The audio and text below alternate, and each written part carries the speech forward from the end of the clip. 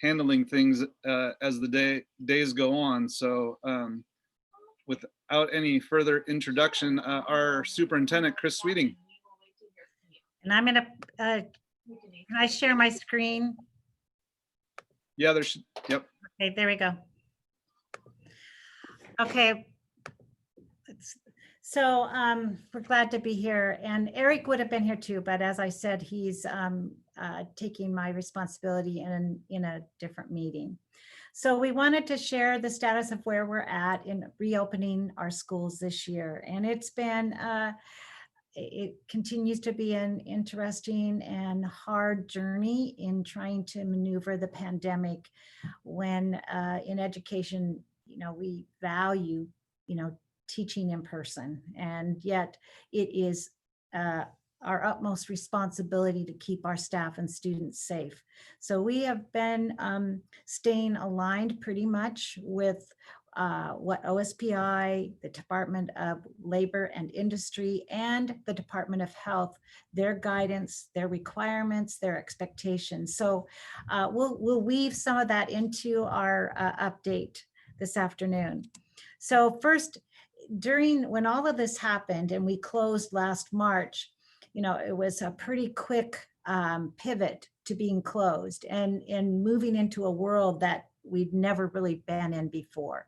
I've been in education for 40 years and really have never experienced a situation where we've had to close for so long. And when I say closed, I'm not saying school closed, except for the buildings. We had to continue with learning, but in a new way, in a different way.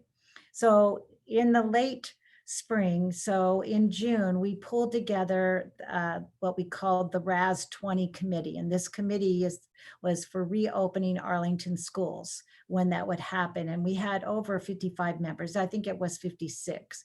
And it had students, parents, staff from all different levels and community members. And we had hoped really to even have more, but it was a large group that began meeting on Zoom that pulled together a plan for reopening. And in this plan, it has to address certain areas. And so I'm gonna move through the presentation where we'll talk about aspects of the plan, and then we'll tell you how we're doing with the plan.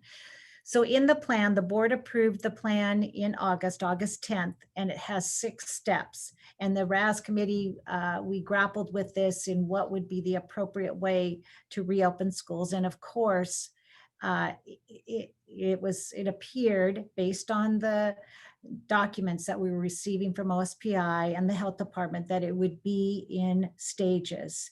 And so this is in 6 steps. The first step is where we were at basically last March and April, where all students and staff would participate in full distance learning.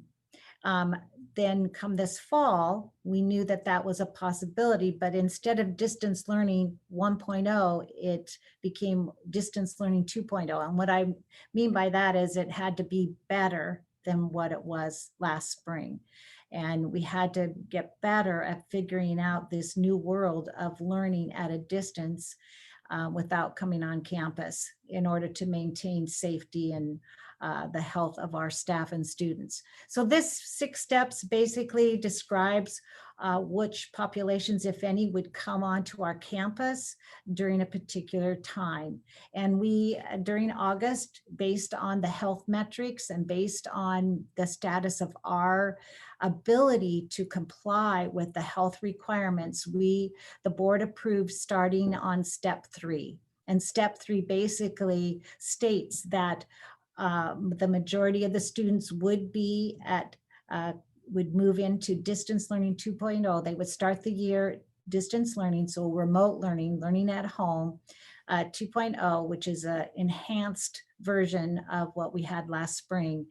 And we would have the ability to bring in students with the greatest needs, students with special needs, bring them on campus in small cohorts of around 5, 6.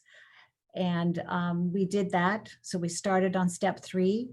And then just recently, we have dipped we stepped up into step 4. Step 4 is, it says that it's the beginning of moving some students, the youngest students, onto our campus in a hybrid model, which I'll describe a little bit later. And it's where students are divided into 2 groups or 3 groups if needed, because we want to make sure that we can physically distance at 6 feet as much as possible and follow all the many requirements that we have for health and safety. And we can only do that if we do it in smaller groups. So the students were divided into group A and group B. So that's where we're at. Is right now the district, we started on step 3 and now we are on step 4, but not fully on step 4, because we are doing a hybrid, which we have our kindergarten and first grade students that are coming. They started last week on Monday the 12th, where they've been divided into 2 groups, and we started on Monday, and we'll tell more about that. So next, this long list, I just, because in a minute, Krissa's gonna talk about how are we meeting and what's the status of us meeting the mandatory health requirements of opening schools, of having students on our campuses for in-person learning. So in our plan that the RAS 20 group worked on and that the board needed to consider and grapple with and approve in August, there were 3 areas. One of those areas that we had many requirements to comply with and continue to need to comply with our mandatory health requirements. And this is just the long list. We had to identify who we're going to connect with at the health department, and that connection has to be ongoing. And that happens to be Dr. Spitters with the Snohomish Health District, where I'm on a Zoom with him weekly, and then we email back and forth ideas or questions, plans on a regular basis. We have to have a definition of who our high-risk employees are, who are at the highest risk, and how are we going to accommodate their needs. We have to have our drop-off and pickup plans. We had to put in our plan, and all of these things evolve. We're constantly evolving the plan, the original plan that was approved, and daily health screening and distance requirements. Meals, we have to require or provide meals to students even when we're at a distance, and even while we have students on site and off site, we're providing meals to all students, even if they don't, I mean, it's free. We've got a waiver from a federal waiver that all the meals are free, and we provide access to that. We have to have a system where kids can wash their hands frequently. We have to have, of course, facial coverings and masks that are required. We have to consider, how do we get kids, when it's time for them to come on campus, to physically distance on our buses, and we have to have a cleaning process on a daily basis so that surfaces are cleaned. And we have to, and Chris is going to talk about this, have to have a way to report known or suspected cases of COVID. So those are just a long list that we are constantly tending to. If you want to dig deeper into the details in that, they're on the district website. On the front page, there's a link that's right to the plan, and it's constantly being revised and updated. But next, I would like to introduce Krissa Cramer. I didn't even know your maiden name, but I guess I found that out by Bryce today. So I want to introduce Krissa. She has been just awesome. She continues to help us and connect with the health department and keep us safe and healthy and responding appropriately. So Krissa. Thank you, Chris. Hello again, everybody.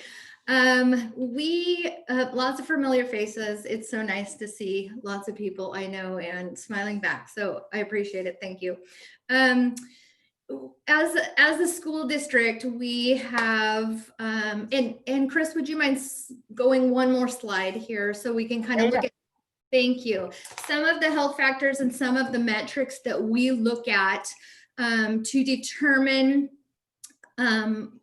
students that are coming back to school, and is it safe to do so? And so I just want to be very clear, and we try to communicate this out at board meetings and to families and to teachers so they can say this as well. It's not just one metric we look at. Really quickly, I'm gonna change it up on you, Chris. Here, may I share my screen? Whoever's in Well, charge. let me stop sharing so that you can share. There you go. Okay, thanks.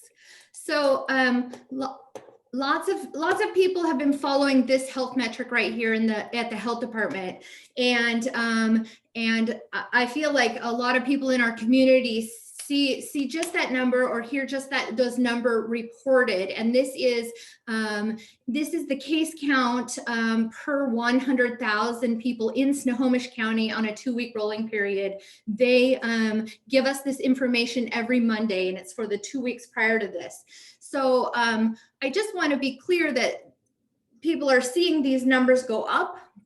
And yes, it is concerning, and we're kind of in our third wave right now of things going up. However, there isn't just one metric that we look at that decides whether or not we as a group, as a team here, keep our schools open or close them down.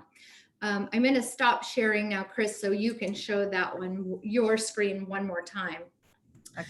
What we do look at too are what risk level we're at in Snohomish County.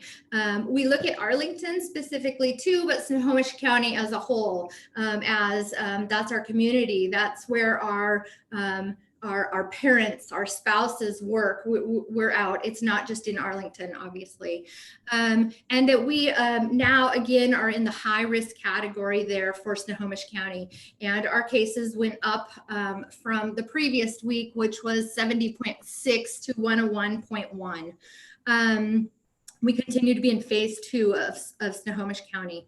We also look at just the student infection rates, what those are looking like, and I too have been listening into Dr. Spitters speak on this, and he is, saying they're holding steady, which is a good sign for our youth here in the schools.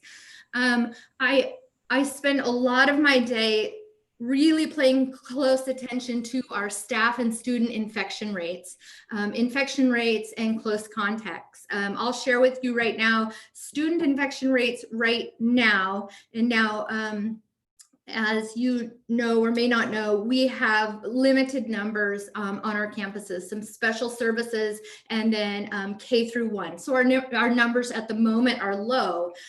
So right today, student infection rates are 0. New staff infection rates right now, we're at 1. We have 4 students quarantined, meaning they're considered by the health department as a close contact. And so they have been advised by us and the health department as well to stay at home for a 14-day quarantine. And then we also have 2 staff on quarantine as well. So we are monitoring staff and students, watching for trends there, watching for, if they're all at one school, if they're in one classroom, what are the trends? And then I work really, really closely with this poor woman named Michelle at the health department that I have her on speed dial, and now very much on a first name basis. She knows me when I just say, hello, Michelle, it's Krissa. We work really close on identifying close contacts. I provide her with the information. She helps me with information so we can really, really quickly identify any possible exposures or any increased safety concerns, and we can stop it right away. So that's what I share from the multiple health factors that we look at. And there's more things, of course, that Chris will probably share here, and Brian as well, building level of what goes into determining if we are ready for more students or not. Thanks. Thanks, Krissa.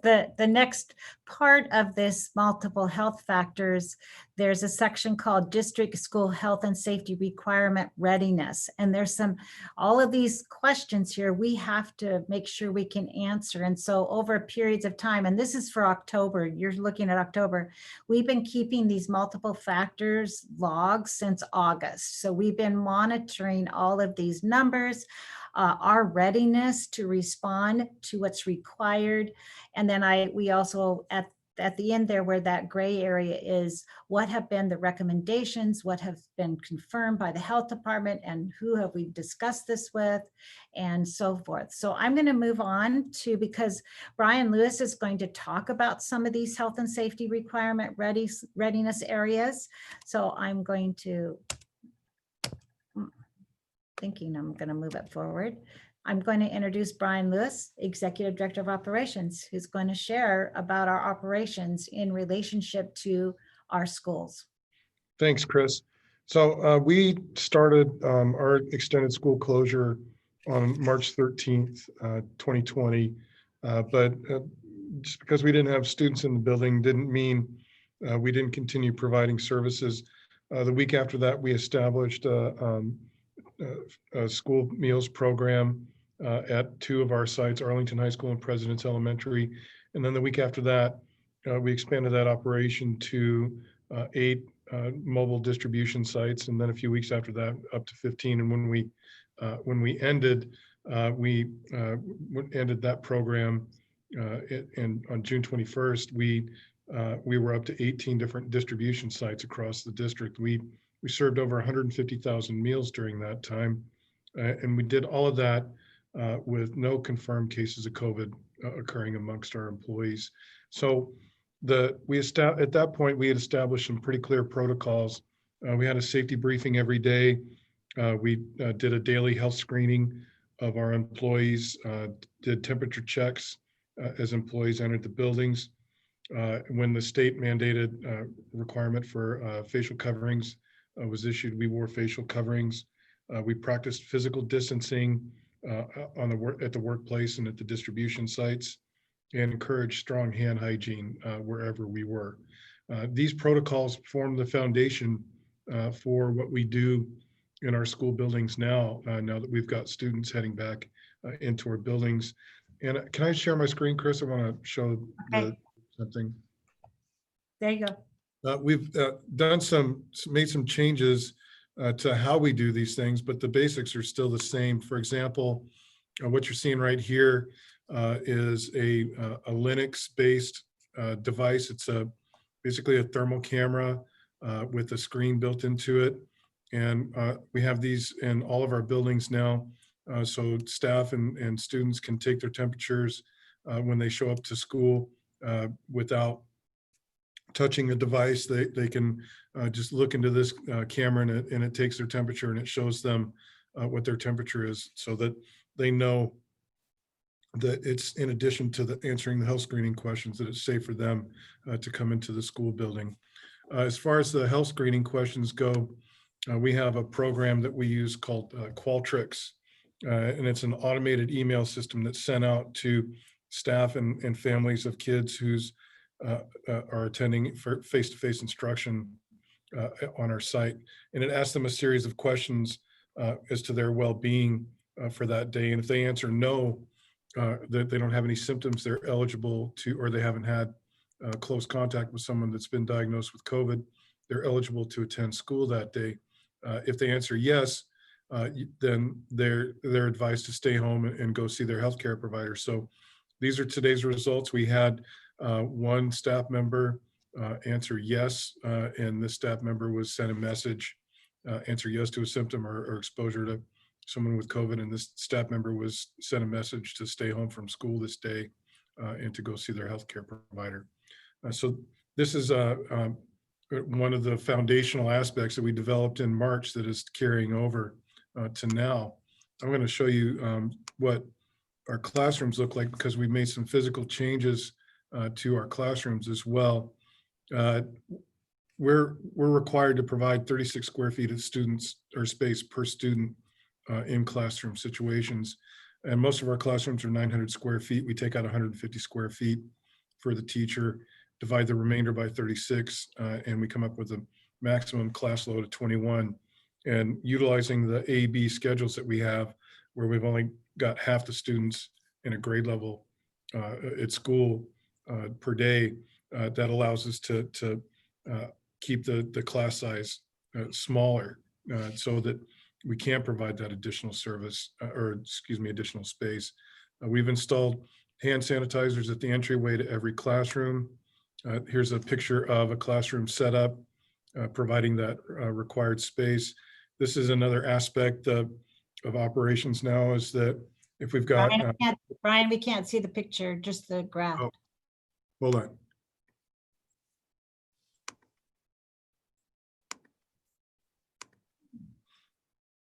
There we go. Okay. We've got shared materials are obscured so that people won't use them, students won't use them in the classroom. We've also changed the way we ventilate our buildings.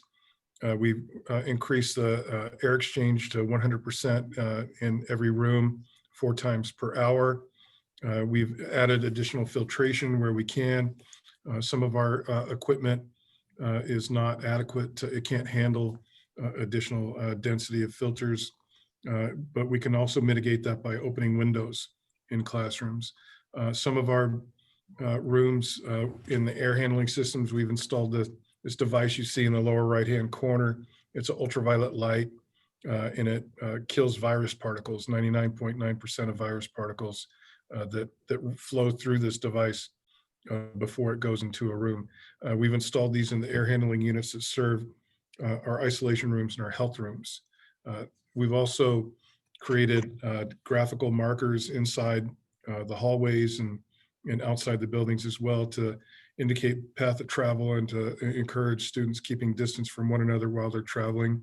And these paw prints you see are markers for waiting. Students, when they arrive, they wait at one of these markers before they can enter a school. So if they have to wait, it gives them a sense of how much distance that they need between themselves and others while they're waiting. We also use these for pickup times. If parents are coming to pick up their students, then they can wait at one of these markers safely.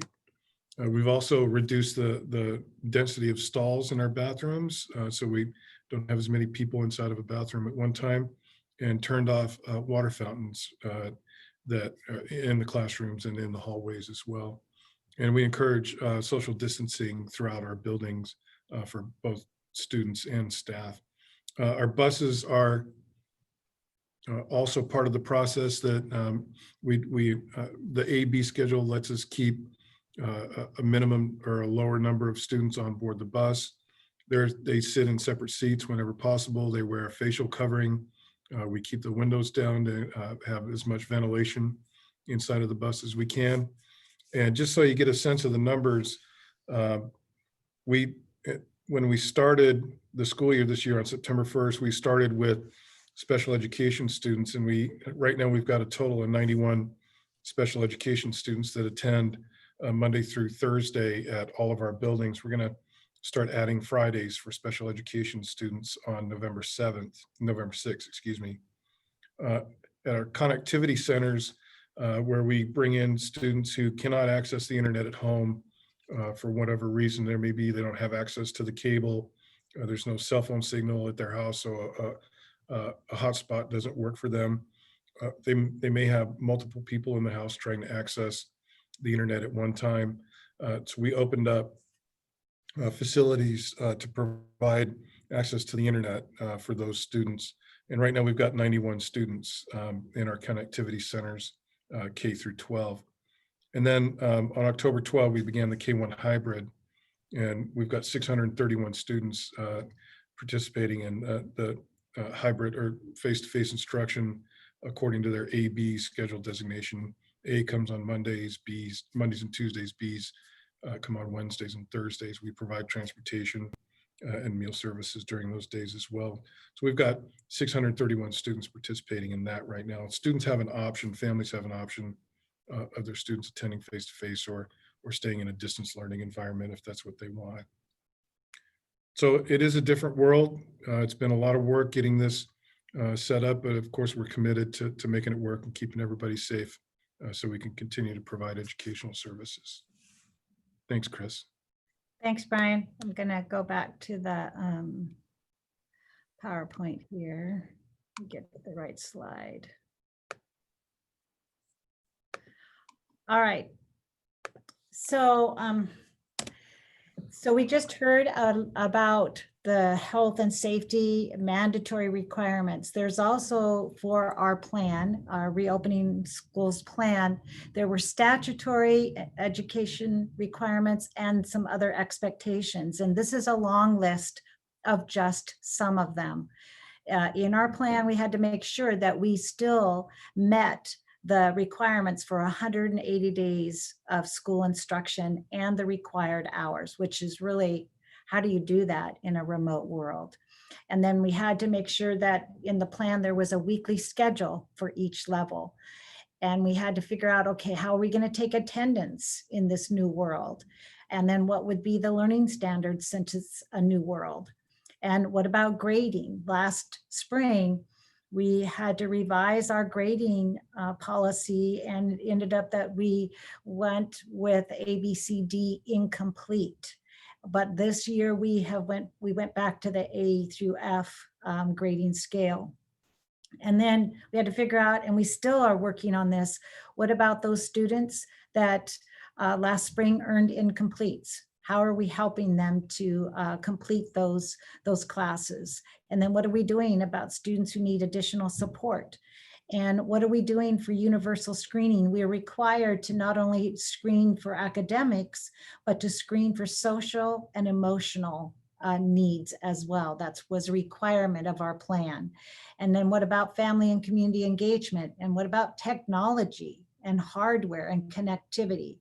And then professional development and learning for our staff and for our families and students on how to use the tools and the resources they're going to need. They need to actually engage in learning. And then all districts were required to have a learning management system, which is just a system, and we use Google Classrooms and we use Seesaw. They're just an approach or a method or a tool to connect and to engage in the learning. These are just a long list of things. And so I'm going to let you know that in this teaching and learning update, we are engaging our students in learning, but it's different. It's a different setting. And here's a picture. I was at Eagle Creek on the first day where this is where the principal, Bethany Bilal, is working with the kindergarten parent and the kindergartner on how to figure out to get onto Seesaw on the laptop.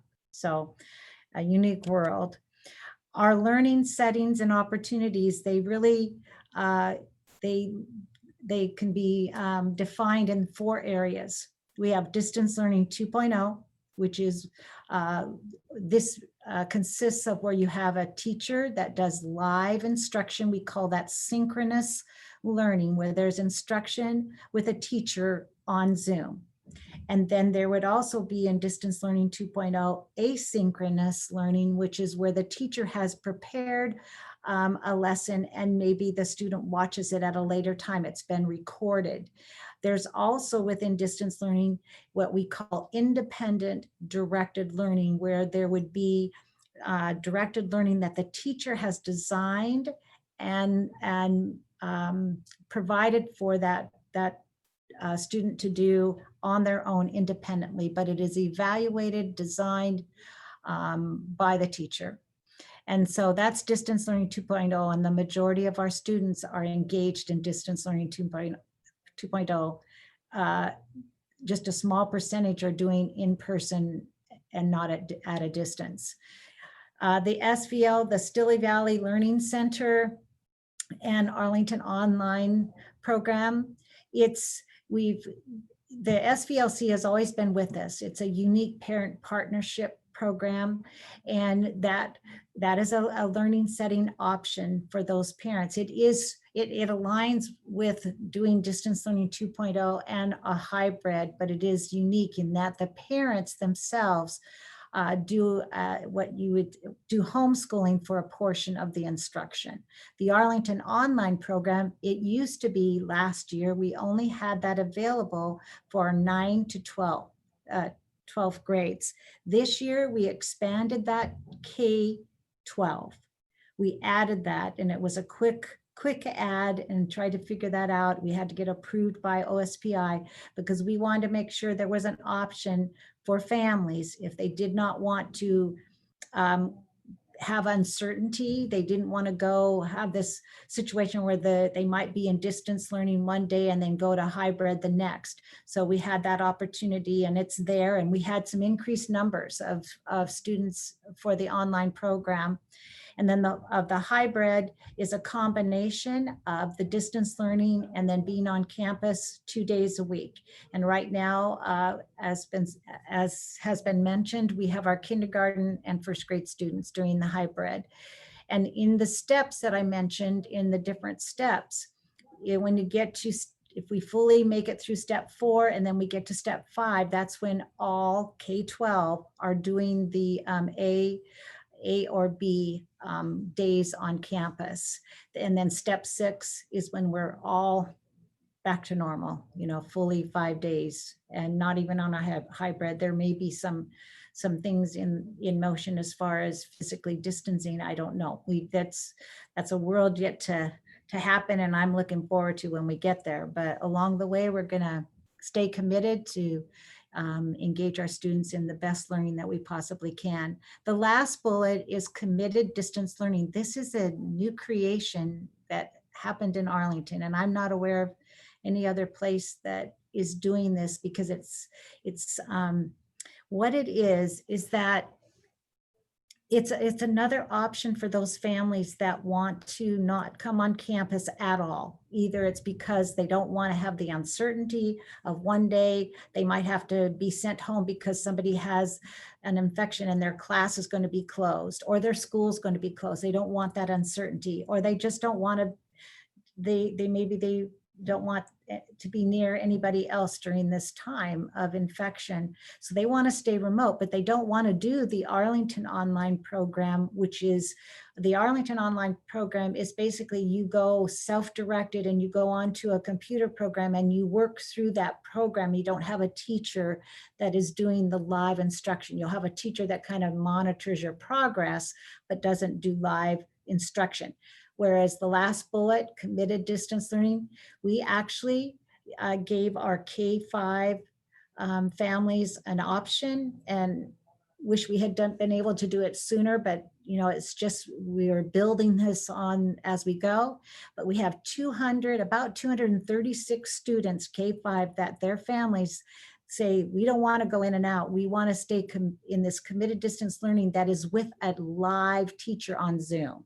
They want to continue basically the distance learning 2.0 for the rest of the year.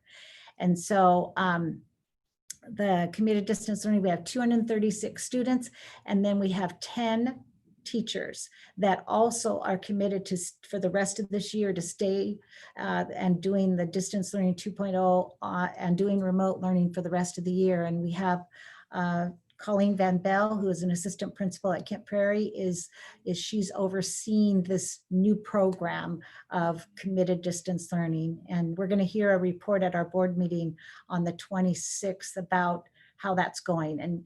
And what's unique about this is we aligned that desire of families that wanted their child to be in this type of a program during this uncertain time. We also had staff members that either had that same desire, or maybe they were high risk themselves and they wanted to stay in that type of a design, and we were trying to match those needs. And it took some time to do that, but we have 2 classrooms at every grade level. So there's 2 kindergarten classrooms, 2 first, 2 second, 2 third, 4th, and 5th. So, and in the committed distance learning world, basically the K-1-2 have started, and then the 3, 4, 5 will start on the 26th. So those are the learning settings and opportunities that we have here in Arlington.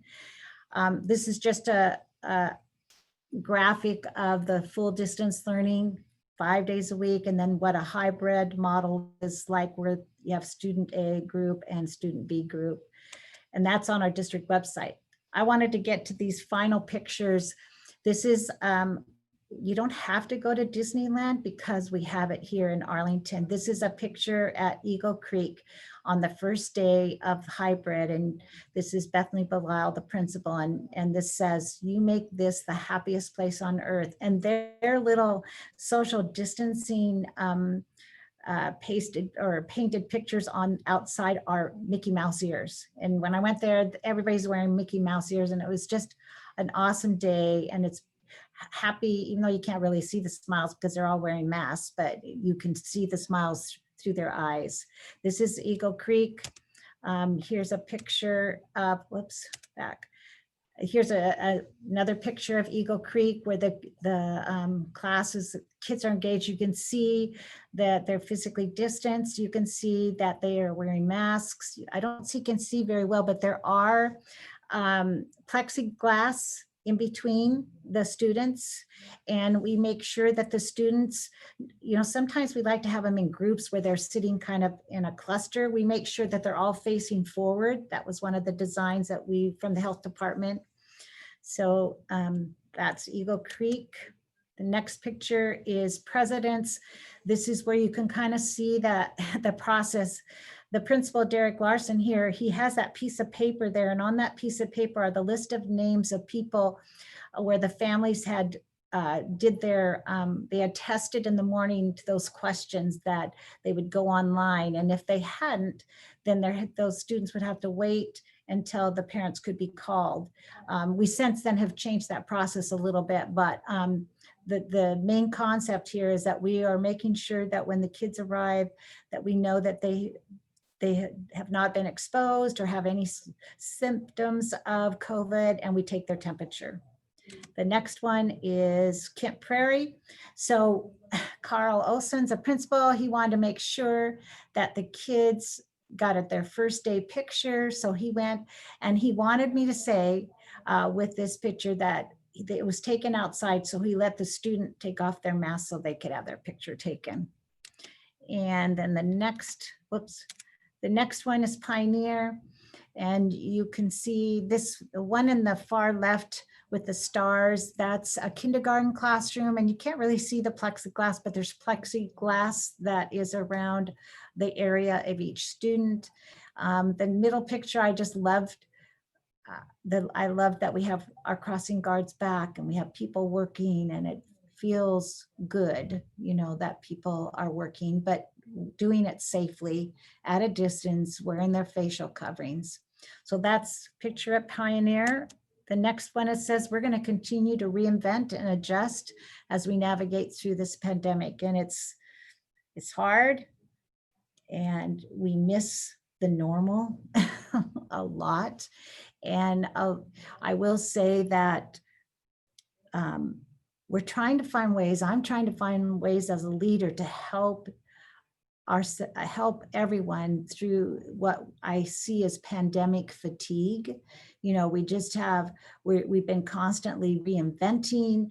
And I read an article recently about surge capacity. You have times in your life that you have crisis you have to deal with a crisis, and you get all that energy together and you deal with the crisis, but then that crisis dissipates and it goes away.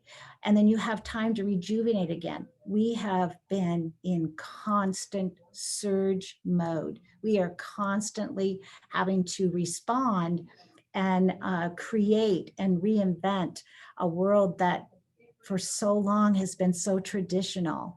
And so it's just a new world, but we're up for the challenge. We believe in education, we believe in this. This is a calling for all of us. And so we're just trying to do teaching and learning and all of this in a safe way in the midst of a pandemic.